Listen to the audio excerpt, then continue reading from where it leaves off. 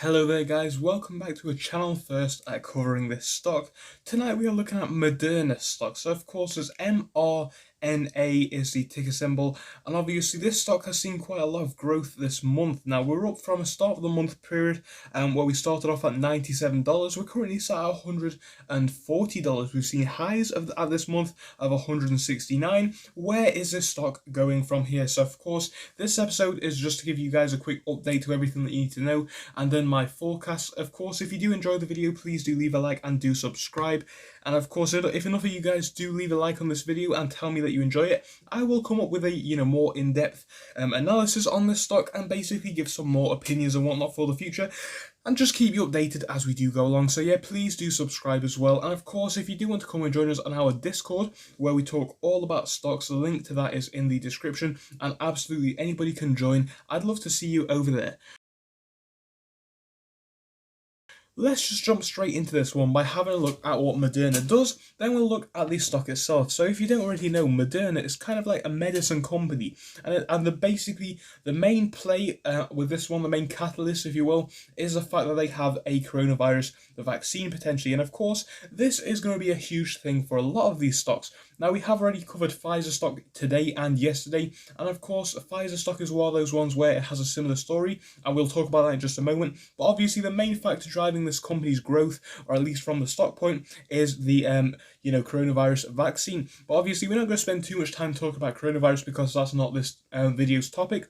This is all about stocks, but obviously that is the main catalyst, so I did have to mention it.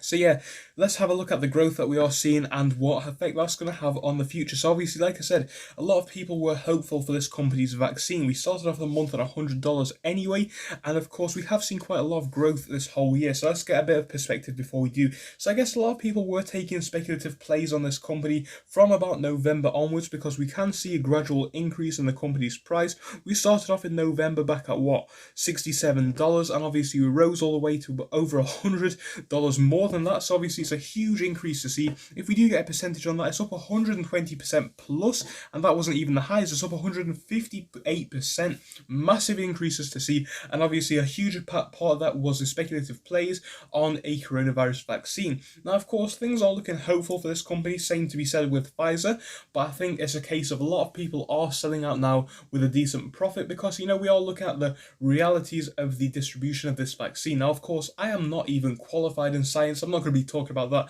but it is going to take more time than expected to roll out this vaccine. Obviously there are bottlenecks on production numbers and whatnot. It just means it's going to take longer, and of course people are kind of, from a stock point of view, losing interest, if you will, because obviously if this is just going to be something that we have from now on, I suppose the stock price is just going to go down a little bit, level out a few dollars higher than what we were before due to the new product, and happy days.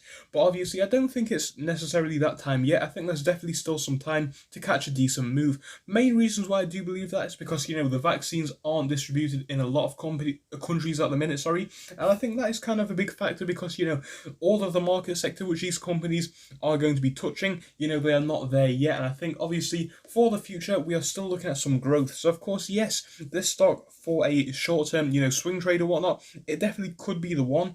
Obviously it depends which way you do anticipate it going, but I think it is definitely a bit overpriced at the minute either way. So yeah, if you are looking at this one for the long term for whatever reason, I would definitely wait out a little bit and hopefully see a decrease like similar to what we saw with Pfizer.